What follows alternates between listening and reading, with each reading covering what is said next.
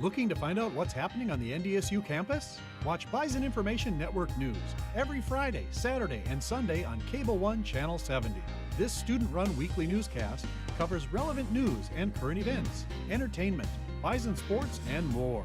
Watch BIN News Fridays at 9 p.m., Saturdays at 9 a.m. and 9 p.m., and Sundays at 9 a.m. on Cable 1 Channel 70.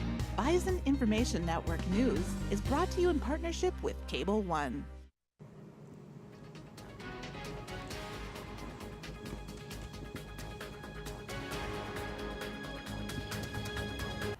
Good afternoon, ladies and gentlemen. We're here live at the Twin Peaks with the voice of the Bison, Jeff Culhane, probably the busiest guy on the earth right now, from Fargo to Omaha last night and now to Frisco. Jeff, how you doing? I'm doing great, Eric. Thanks for having me again. We said we'd be, but you and I did this a year ago, and we said we would be back here again a year later. Here we are.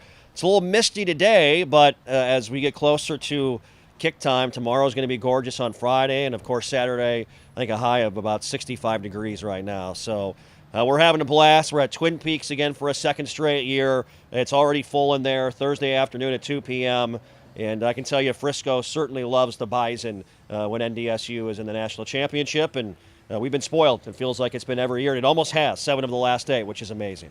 Yeah, it kind of feels like we're in Fargo with the weather right now. The field condition not looking the greatest right now. A little water on the field. They're drying it off right now as we speak. But yeah, going into the keys of the game. What are some of the keys for NDSU to beat Eastern Washington? Well, I think for North Dakota State, they just have to be themselves. I don't think there's really anything you look at for NDSU that has to be above and beyond what we've seen from them. They're a tremendous football team. They've taken on all comers, obviously, this season at 14-0 and the number 1 team in the country. I think the message is simple. It's just do what you do and keep playing the way that you have been playing.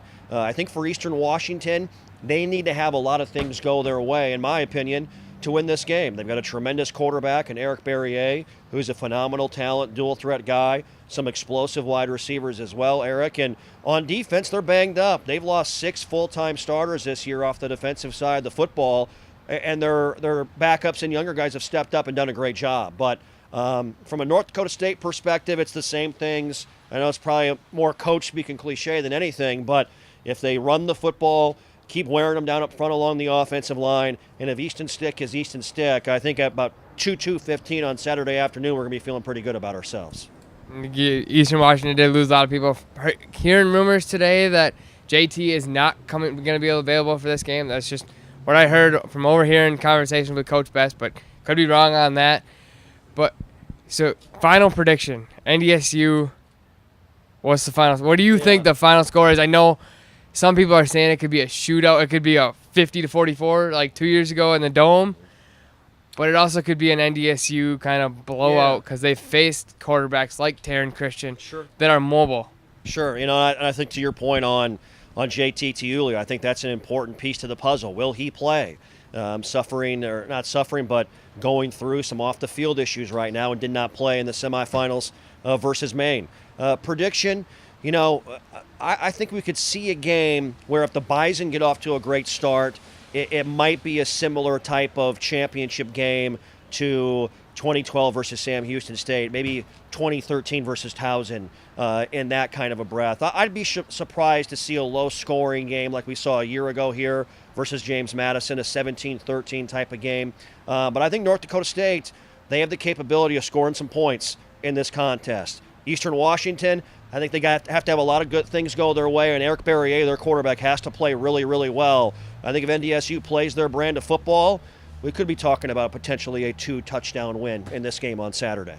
And right now they are 2-point underdog, or NDSU's 2-point favorites, not 2-point underdogs, or 2 touchdown favorites. I don't even know where I got 2 points. It's been a long day traveling yesterday. I mean, you had a longer day than I did. I was up at 3:30 a.m. this morning, so I know what you're feeling. It's been fun. This is great. We're having a blast, and Bison Nation has shown up once again here in Frisco. It's the best time of year, right? It's a great time of year. You got it. We saw what NDSU did to Sam Houston State last year in the semis, and that quarterback was pretty mobile with Jeremiah Briscoe back there. And NDSU said, "No way, we're going back to Frisco and claiming what's ours."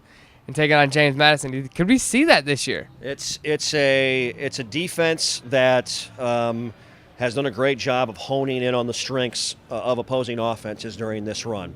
You mentioned Briscoe, certainly Taryn Christian, besting him in 2 playoff games, and then a year ago able to slow down James Madison's rushing attack and really make Brian Shore a guy that was efficient during the season. They forced him into some bad mistakes and some turnovers in key situations a year ago. So that certainly is the goal again, and looking forward to seeing a guy like Jabril Cox roam around out there and shadow Eric Barrier, 2 great athletes roaming the field at the same time tomorrow, or on Saturday, excuse me.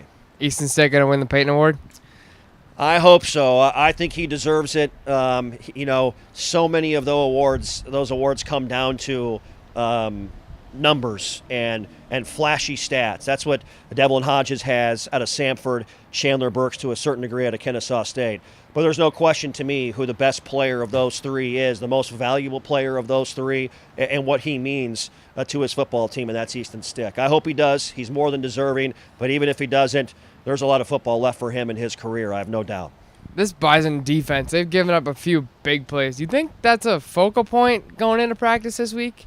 Yeah, I think you want to eliminate explosive plays. I mean, Eastern Washington with their receiving core led by Simba Webster and Andrew Boston, Terrence Grady as well. They have been a big play type of team. I mean, 600-plus yards in a number of games this season, and they were a big play against Maine as well, beating the Black Bears 50-19 in the semifinals. So they are a squad that can score in bunches. They've got some good tight ends as well, and Jace Gilder and Henderson Belk. So they're a team that in the past has been a up-tempo, throw the ball around the yard type of squad. They're more balanced with what they've shown offensively here this season, 50-50 run and pass. Well, he is the voice of the Bison, Jeff Culhane. Catch him on the Insiders tomorrow and Friday? Tomorrow is Friday. Friday from 11 to 2. Yes. 11 to 2, an extended hour of the Insiders. Best Bison coverage you'll get all year long. And catch him on the Bison 1660 call, 92.7. Any other areas that they can listen to in Fargo? The Bison 1660 app would be a good one on your mobile device. Free to download. Great listen to. If you ever listen to him, I listened to him call a South Dakota game. Real excited. I was sitting at home, sitting in my chair, listening to that game. It was probably best game I've heard in a long time from a radio announcer. Thanks, Eric. Make sure to give him a follow on Twitter at Jeff Culhane. Catch him on Monday through Friday, 11 to 1. Also calling the rest of the Bison games for Bison basketball and Bison baseball coming up.